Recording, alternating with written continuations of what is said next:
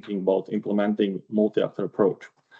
And in the simplest of terms, I think sort of intuitively, probably most of us feels that we know something about multi-actor approach. Unfortunately, what we have learned from our project that while people intuitively feel what it means, actually quite often, so either they lack the understanding of the detail or they sort of maybe misinterpret some key aspects of that, which leads, unfortunately, to sort of ways that it's implemented that doesn't really count as multi-actor approach. And since nowadays it has become an eligibility criteria, it's important that you are actually implementing it according to the book or according how it's expected. So basically, multi-actor approach is an attempt to operationalize this interactive innovation approach, and this is sort of a broader theme under EIP Agri, where sort of the whole shtick of this particular innovation program is to sort of make innovation more applicable in agriculture and forestry. And currently, if we think about this sort of what it is, then this multi-actor approach basically is translated into 7 multi-actor requirements, which can be found online, but we will talk about what exactly it is after a couple of slides.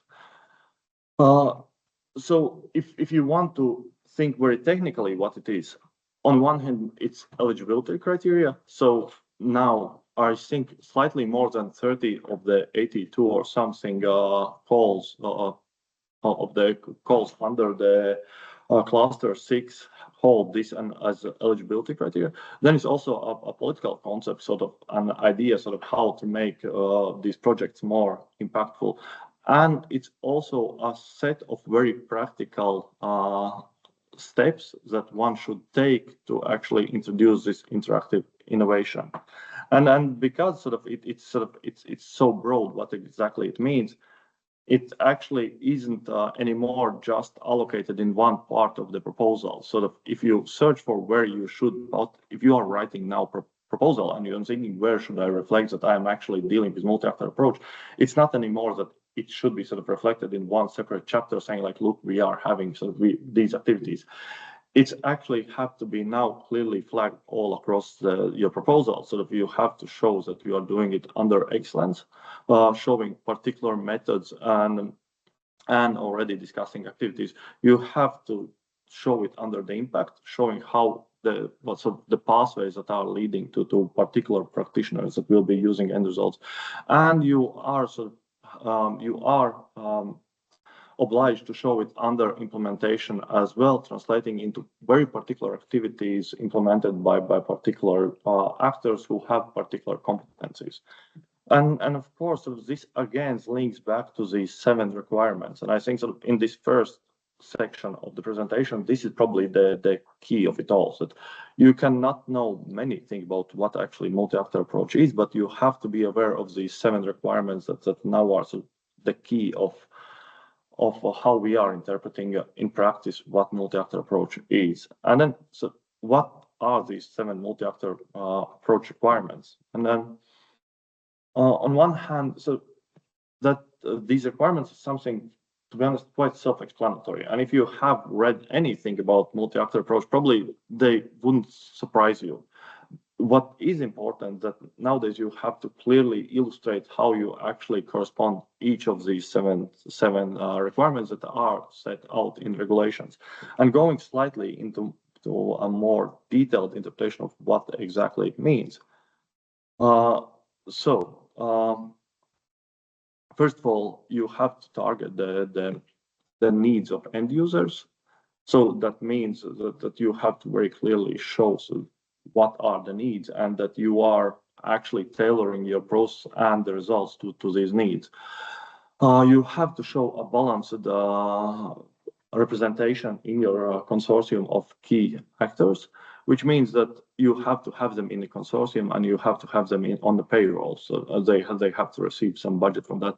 And unfortunately, there is no one clear-cut solution. So how many stakeholder actors you have to have in your consortium. Nobody could answer that, but that depends on what you are trying to achieve on the description of the call topic, and we will talk slightly about that later on.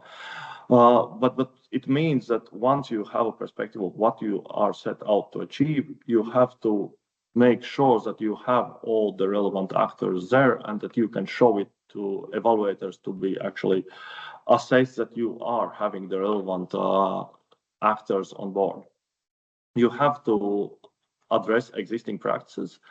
So it means that if there are already information exchange mechanisms, if there are already knowledge on the ground, and there always is, so that you have to recognize it and that you have to work with it.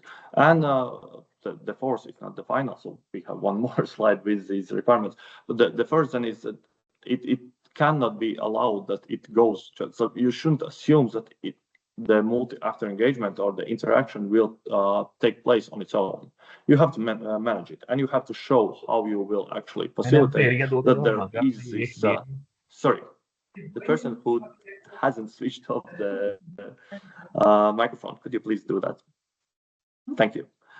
So you have to show that you are facilitating it. And to be honest, this might be tricky for those people who haven't done that, but if you would look across the internet and search for ways to do this, there are so many tools, and we will share some of insights of how you can think about that at the end of this seminar. And then the remaining three, you have to recognize already best practices that there are. You have to deliver results that are ready to use by end users. So you have to have something that end users can take and adapt for their needs. And you have to benefit from the existing dissemination channels. Again, the key of it all, what you have to recognize is that you have to really show explicitly how you are using all 7 of those. And you actually nowadays, it doesn't just, you don't have to show how it will be addressed during the implementation process, but you have to show how you have addressed these questions already during the proposal development stage, and shows that it's not just something that you have come up on a whim, but that it's actually have been discussed that these are the best practices. So this is it. With that being said, I'm moving to the next section. But if you have any immediate questions, I will take a sip of coffee, and meanwhile you can raise your questions. As I said, we are trying to be informal here, no matter how absurd it is. So. Later, but about those stakeholders, do you have some tips how you can meaningfully involve them through the project, not only in the proposal stage, or you will tell this about this later? Well, first of all, I think one thing to note is that we are trying very hard to distinguish between stakeholders and actors. Okay. And actors are those that it's not enough to have just stakeholders, you have to have these actors. And the distinction is that it's a person who has responsibilities and who actually also receives some funding from the project. The meaningful way is, I think the 7 requirements already illuminate what it means, that you engage them actually in testing things, you engage them to set out what exactly is it that you do. And again, as I said, it's important to do this already during the proposal development stage. You allocate funds actually to and none of this is set in stone. You sort of really have to judge from the call what's expected, but usually it means assessing already existing practices, identifying the needs, working together with broader groups of other stakeholders that might benefit from that, also already implementing practical solutions in the daily practices. So I think it's not so mind-boggling how to use that. It's more that people who are putting together proposals, they need to sit down and consciously think about that, and not just think on their own, but invite people who will be part of the consortium and discuss it together. And then meaningful solutions will emerge. Anda, do you want to add something? I can add maybe that, for instance, one option is also to allocate specific roles to different partners. So that's not academic partners who only lead the work packages or tasks, but you actually delegate the task to also different profiles. So they take the ownership of what's going on in the project and also contribute with their knowledge. But also there are different particular forms of different panels, workshops, living labs as the emerging concept. So practical, tangible tools how you can engage with them. But I think, as Miķelis said, it's important that they are actually attributed a partner role, a full partner role in the project, and that makes a difference. I think something that you said, maybe what I would want to additionally stress, in my most recent experience, it seems that one of the rule of thumbs is that it's not just enough to have actors who are representing the industry or NGOs. You have to allocate leadership in some tasks to show that actually it's not just passive role in the project, but you are actively benefiting from the competencies that are locked in this other group of partners. So, and of course, it goes in all directions. So it's not just about science meets practitioners, but if practitioners are leading the project, it's the same on the other direction. But the thing is that it's not just having somebody on board, but actually showing that we are actually trusting and we are giving this particular task or work package to a partner who have more experience with that. With this practical part. Okay, and we have one question in the chat. I can read this, okay? Sure. Greetings. Glad to be here. I have two questions. First, I guess that you will share the PDF of slides, right? Yes? Yeah. We will, but very quickly, some of that is work in progress. And we are a little bit afraid that so we will add this is work in progress and probably some things will change. So we have to verify it so that it's entirely like everybody agrees to that. Okay, thank you. And second, I guess this will be covered today, but I am interested in getting to know which tools are out there to efficiently manage multi-actor approach. I know of a Spanish SME providing one tool, you mentioned it, but would like to learn about potential alternatives available. We'll come to that. We'll come to that, but I think an immediate reflection to the last question is that unfortunately we cannot, so we will give a set of tools that we have and we will show where one can find more. But again, it's from case to case. You have to really understand what you need and then you look for tools that correspond to these needs. And unfortunately, there are very few clear-cut answers when it comes to multi-actor approach. You really have to actually think what is exactly specific needs of that project and how to actually address those. So with that being said, then maybe I'm jumping into next topic, and thank you. I enjoyed this interaction. I think that's exactly what I want. I hope that we will achieve that it won't be just a long monologue, but that we will have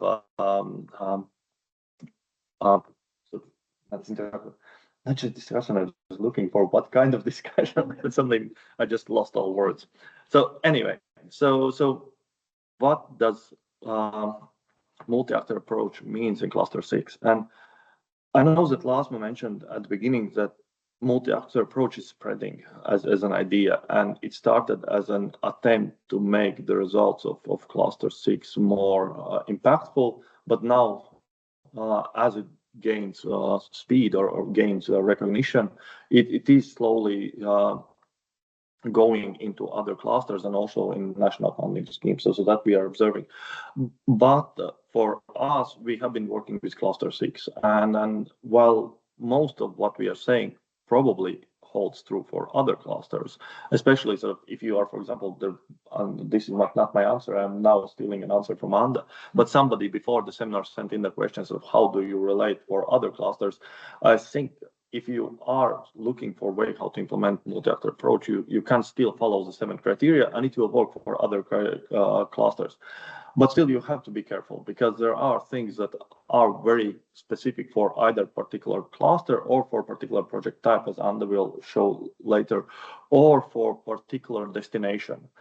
The thing is that it's really challenging to reflect on sort of where these differences make actually sense or where they just have appeared because people haven't thought much about how to actually introduce multi-actor approach in these programs. And therefore, we are a little bit cautious when we are thinking, trying to state sort of this is what it means, or sort of this is how you should interpret, because there are still a lot of misunderstanding and a lot of sort of questions surrounding that. Still, there are some things that we can say. So one thing very clear is that it's on the rise, and it's on the rise as main growth you can see when it comes to where the multi-actor approach comes as an eligibility criteria. However, it's not only as an eligibility criteria, it can be just as a suggested criterion where people can introduce if they want to. And also, so I think from this graph, seeing how fast it has grown, we can safely assume that project proposals are just choosing to go this road where they are introducing multi-actor approach, even if it's not requested by the call specific. And the prediction is that most likely it will, that the number will increase even further in the future. So this popularity of multi-actor approach also is reflected on I wouldn't say that in a shift of who is benefiting. We know that Baltics aren't, so we are trying to catch up when it comes to being benefiting from the Horizon Europe funding or Horizon 2020.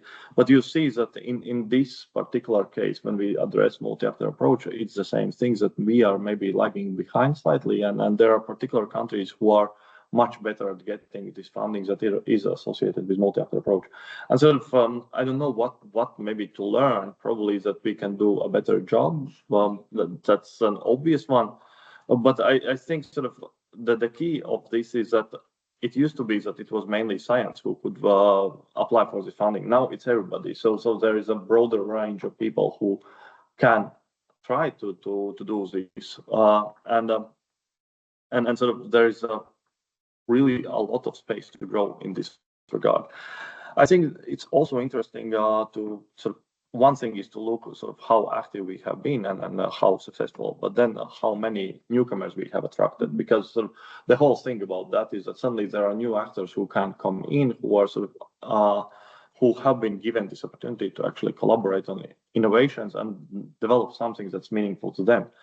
And again, what we see is that basically the countries from Baltics are we are really at the bottom line when it comes to how many new actors we have managed to introduce to this scheme, which is the whole point. So we want to have new actors benefiting from this money to make sure that the innovations are actually spreading, that we are developing. And then we see that the same countries that are really benefiting have managed to attract more new partners. And I suppose what we can learn from that we should be much more active in reaching out to those that haven't yet participated and trying to maybe broaden the circle of partners who or organizations who are benefiting from this financial funding instrument. And then finally, the last slide about this broader what's happening is who are the actors that are benefiting currently, or who are these newcomers that are joining these projects. And most of those are non-profit, which is not really surprising because research organizations and higher education organizations were represented in Horizon Europe beforehand, and then the funding nuances where SMEs are receiving just in most occasions just 70%, I think, of the funding, means that it might be that quite often people are just choosing that they have different legal body to join these activities. Still, what we can learn that we should maybe look for NGOs that are there and invite them, and maybe that would increase our success in this branch of projects that is growing. So finally, if we are moving to what's happening in Cluster 6, so as you know, there are a number of destinations there. What we are seeing that as an eligibility criteria, it's basically present in five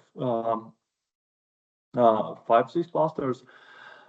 So not all of them are currently, from the Commission's perspective, probably seen as really in a need of these diverse partners there.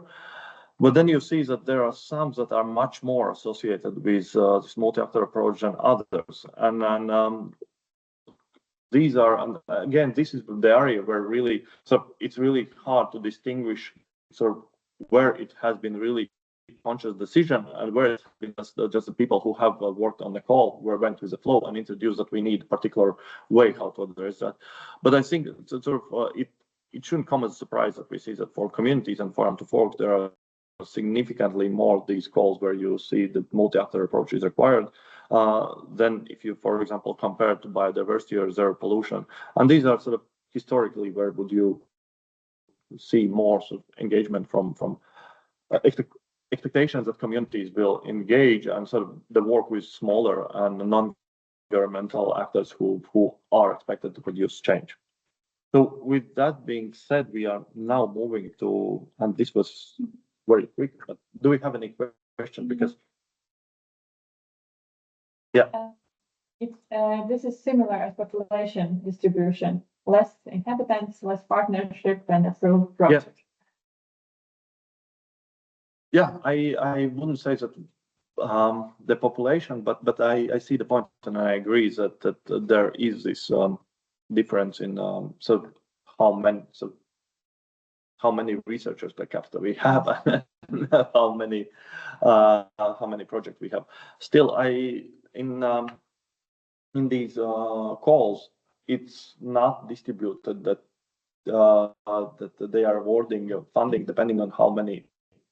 Well, the share of the population compared to Europe's general population, it's awarded per, so if you can as per partner, and so from Latvia, you still, so the consortium still needs partner from Latvia, no matter how many people are here. So actually, we would have a possibility to proportionally have more calls and probably a very densely populated country, but somehow we are not there yet. So I think it's still, so while I agree with this comment, I think it shows that there's a sort of great potential there. Andu, do you want to add something? No, not No. So these were the first two topics, and I will move the laptop to Andu, and hopefully manage the connection there. Okay. I can't see the participants, but I hope you can see me. Thank you, Miķelis, for kicking off the debate. I'll dig a bit more into the topic of multi-actor approach, depending on the project type, because there is some nuances there as well. So just a brief recap. We're focusing. Oh, is it working? Yes. Okay. So generally, there are four main project types or action types according to the lexicon of the Commission, but I'll call them project types. I think that's a more colloquial understanding of those. These are program co-fund actions, which we won't look into because these do not have yet a prominent place for multi-actor approach. But the other three are really well represented, including research and innovation actions, and coordination and support actions. And just a brief note, there are also subcategories of coordination and support actions that are with specific focus, but we won't dig into that at this point. But the message here is that both in the Cluster 6 work program and also in the Soil Mission program, these three bolded project types are among those where the multi-actor approach is listed as an eligibility criterion to a smaller or larger extent, but these are represented across these the project types. So a bit of statistics. On the left-hand side, you can see a figure comparing the previous Horizon period and Horizon Europe so far until last autumn, late autumn. And what you can see from this graph is that generally the distribution of multi-actor projects within these two program periods has not shifted much. The balance is pretty much the same between the different project types. and as you can see, the largest number of multi-actor approach projects are within the research and innovation actions. But on the on the right-hand side, you can see we did an analysis of the 2025 Cluster 6 work program call topics, and here you can see that almost we counted 37% of all call topics have this mandatory requirement to have the multi-actor approach. So almost half, if we also count the additional ones that have it recommended, which is a bit tricky thing for the applicants to understand where is the borderline between having as a mandatory and an optional thing. But I think that's something the Commission will still work on to clarify this in the coming programs. But it sort of illustrates very well that the share of multi-actor approach calls is really high within this work program. And again, here you can see that research innovation actions are the ones that are most represented. But in terms of within the project type distribution of multi-actor and non-multi-actor requirements, there is almost a similar balance of some 40 up to 40% of all calls within each of the project types have a multi-actor approach requirement. So a bit of differences. Of course, there are those differences that are attributed to project types themselves, irrespective of whether it's multi-actor or non-multi-actor project or proposal. But generally, the main distinctions here are that research and innovation actions are more focused on the generation of new knowledge and obtaining improved understanding and explore the feasibility of specific solutions more at the initial phase. And then innovation actions go further in developing and testing and scaling already specific solutions, while coordination and support actions are primarily focused on knowledge exchange facilitation, networking, and also policy impact, although policy impact is sort of usually part of all of those, but maybe this is a more marked focus also of these projects. The difference also by project types is that the expected technology readiness level. Again, you can see variations. It can be also quite high for research and innovation actions, but usually it is the case that for research and innovation actions, the technology readiness level is expected lower than for innovation actions, and it's not a crucial aspect for CSAs. What is important also, already thinking about the multi-actor approach, is that and the different motivations or by the potential partners within projects is the funding rate. And especially for innovation actions where for business actors, it's only up to 70%. So it makes a difference for this type of actors in choosing between engaging in one type or another. Maybe it's not that relevant for others, academic or NGOs, but it makes a difference for business partners. So, and when we look at the multi-actor approach by a project type, then we can think of the slight differences in how these multi-actor type partners are viewed in their capacity in these projects. And for research and innovation actions, it's mostly, since they're more at the understanding and exploration phase and knowledge generation, then it's seen that it's very important to involve these additional actors in actually co-creating the research questions. What are we going to study and why? So that it sort of aligns with the user needs as already required by the as referred to Miķelis as one of the criteria of multi-actor approach, but also the designing actually the activities and validating the findings with the users. Whereas in innovation actions, it's more about piloting, testing, and actually implementing these innovations in practice and in real life settings and looking how it works out in practice. And in CSAs, it's more about good practice sharing and stakeholder dialogue. So these also imply different forms of multi-actor stakeholder engagement in these projects. I did a quick word cloud exercise, not very successful, but I wanted to see from the 2025 work program those parts of the calls of the topics which have the multi-actor approaches and eligibility criterion, how they what are the keywords that come out of those call descriptions. There are quite a lot of overlap as can be imagined, but maybe some things that I sort of noticed as coming out as that for CSAs it's more a focus on advisors and farmers and how they can work together to spread good practices and disseminate those, while for research and innovation actions here is a more prominent role of knowledge generation as the key objective of these actions, but also the living labs, which I mentioned before, is really comes out, especially in these project types, less than more than another. So that's an emerging concept that largely captures the very essence of multi-actor approach. And as for innovation actions, yeah, maybe there you can see the SMEs coming in front and involvement also of international stakeholders. Although I think it's a natural thing for any of the Horizon projects. So there's a sort of there are some specifics, but not very distinct, so to speak. So which makes the life a bit tricky also for the applicants to navigate the jungle of multi-actor by project type. But there are some nuances that need to be attended to. There is some misalignment, I think, or can you see the full?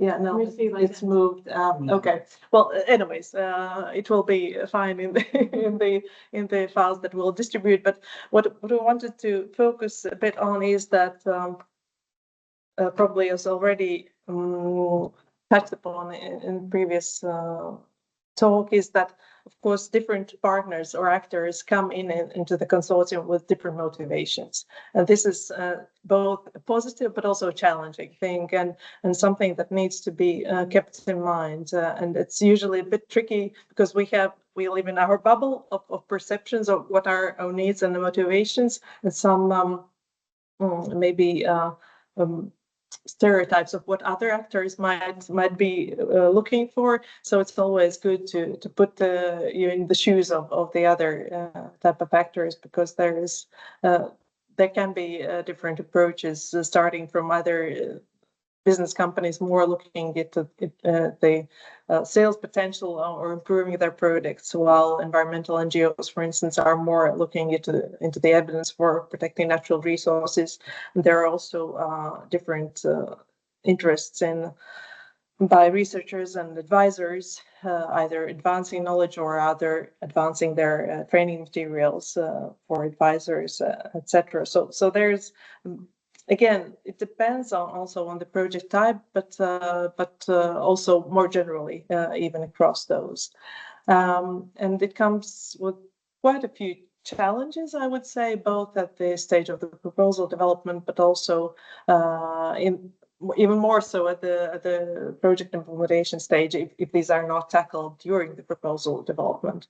And starting from data protection and open data, controversies between the interests of business interests and academics, and also looking at the more general motivations behind the different activities. Either it's a non-profit sustainability solutions or commercial application of solutions where there can be different incentives and motivations, and if those don't coincide between the different partners, then it's a fruitful ground, unfortunately, also for different conflicts. But yeah, it's something that needs to be kept in mind all along the way, as I said, from the proposal development stage already.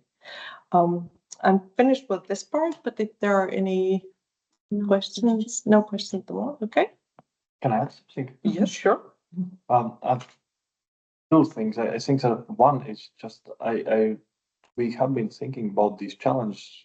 So we were thinking a couple of months ago for quite some while, because sort of it seems sort of people don't think so much least on their everyday life, about the difference or the different types of actions.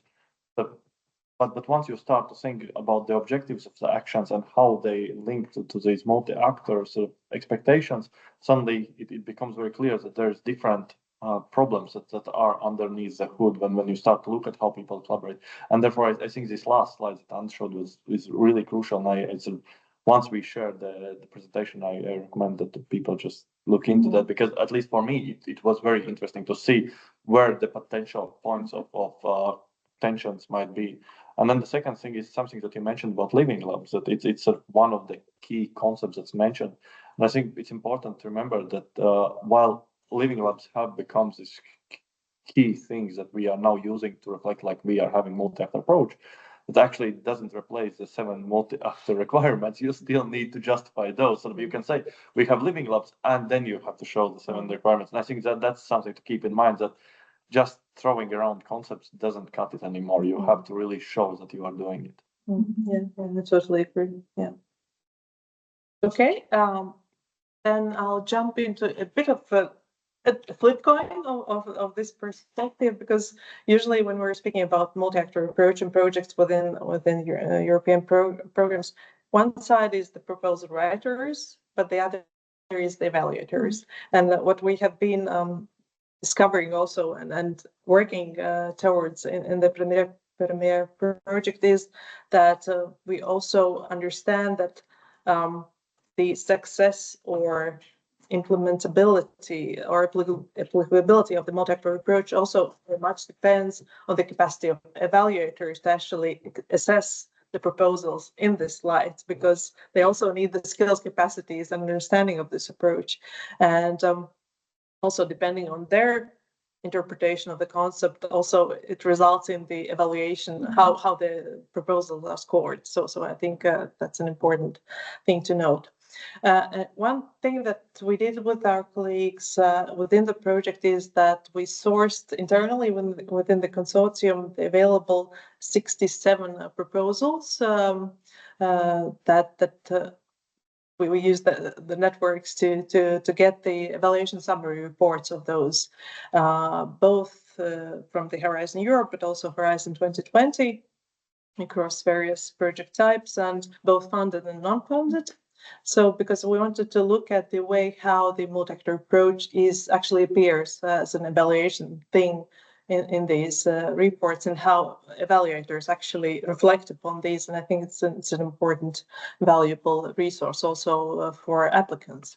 And what I wanted to do is here just maybe share a few examples of how experts have reflected upon this, and I think this is insightful also for both consultants and also applicants and evaluators themselves. And we've selected a couple of those with those that highlight the positive or the good ways how the multi-actor approach has been addressed within the proposal, and those where they critique the way it has been or has not been applied. For instance, in the first quote, you can see that they sort of emphasize the user-focused and co-creative work, but also highlighting or applauding to the specific methods that are being used, like stakeholder panels, the collection of experiences, brokerage events,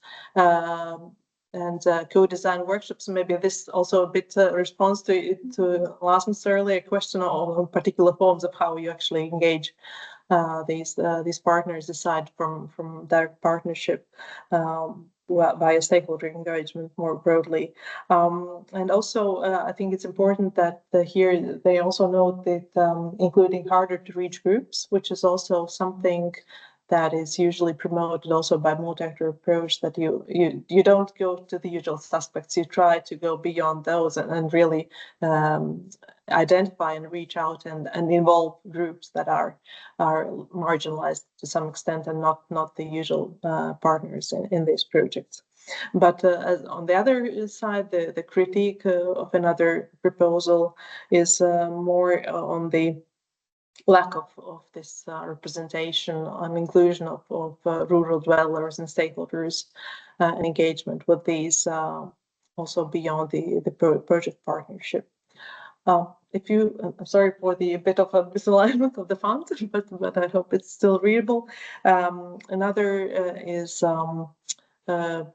positively evaluating the both theoretically and practically this multi-actor approach is being implemented within the proposal, and a particular specific or concrete practice of involving an organic farming sector via a specific partner, but also individual farmers, providing for engagement of individual farmers as well. And on the critique side, you can see that again, lack of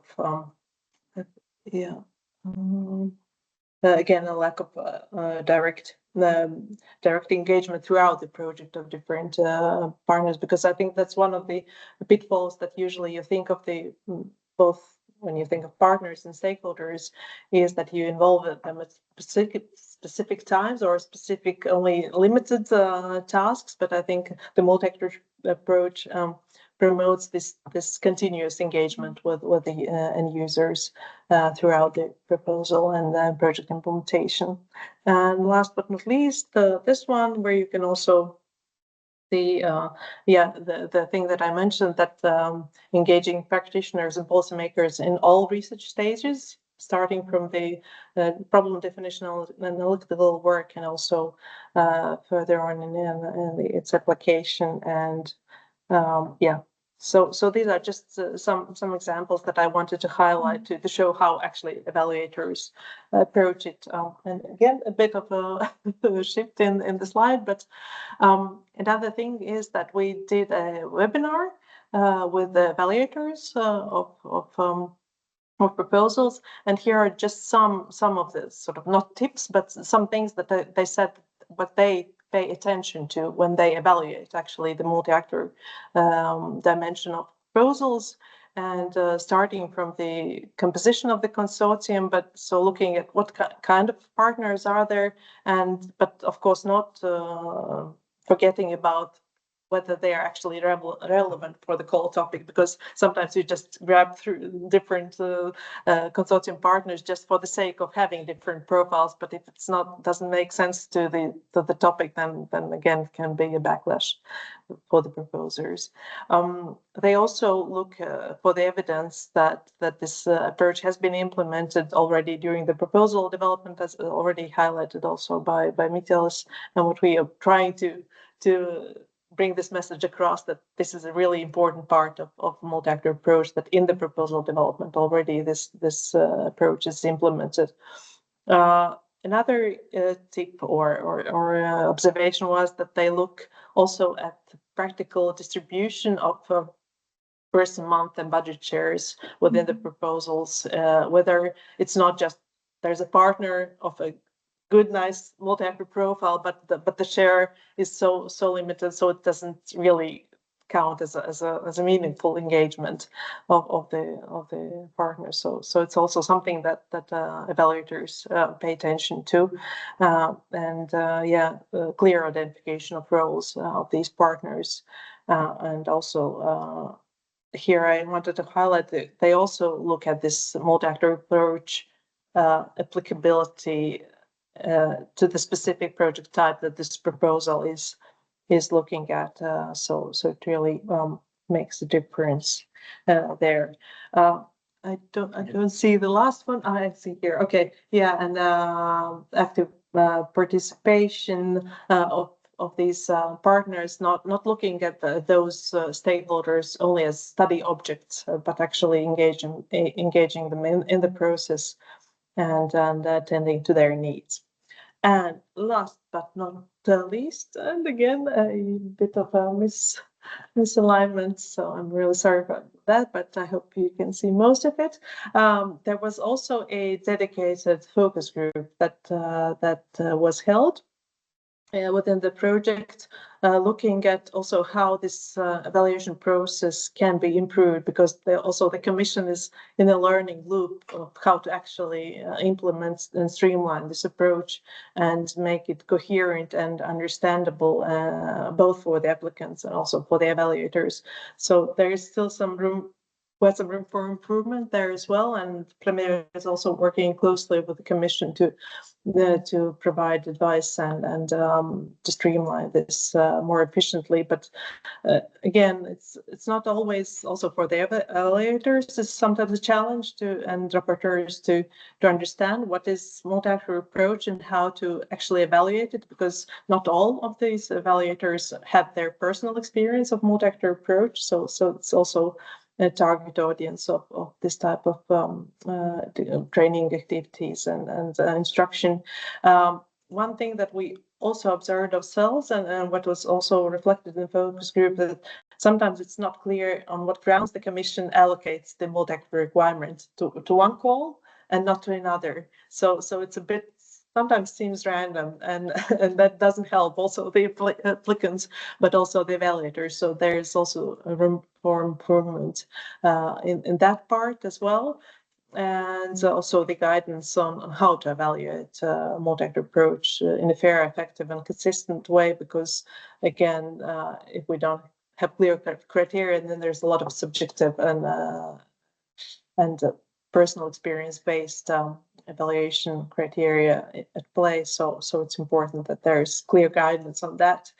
But I think we see that Commission is very responsive to actually listening to the concerns and trying to adjust their evaluation instructions and practices, which will also help the applicants. So that's it on my part. But if there are any questions on that, I'm happy to. I think we are having 10 minutes break. Okay, good. Yeah. But if there are any questions in the meantime, you can put in the chat, and then we can come back to You those. probably should announce 10 minutes break. Yeah, you can. I can now. Okay, now I announce the 10-minute break, but we'll be back in 11:10. Yeah, 10 minutes past 11. We'll be back, and please post your questions if you have any. We'll try to attend to those either at the right away or after the seminar. Thank you. Stretch our legs and bring your body. Thank you. Thank you. Here.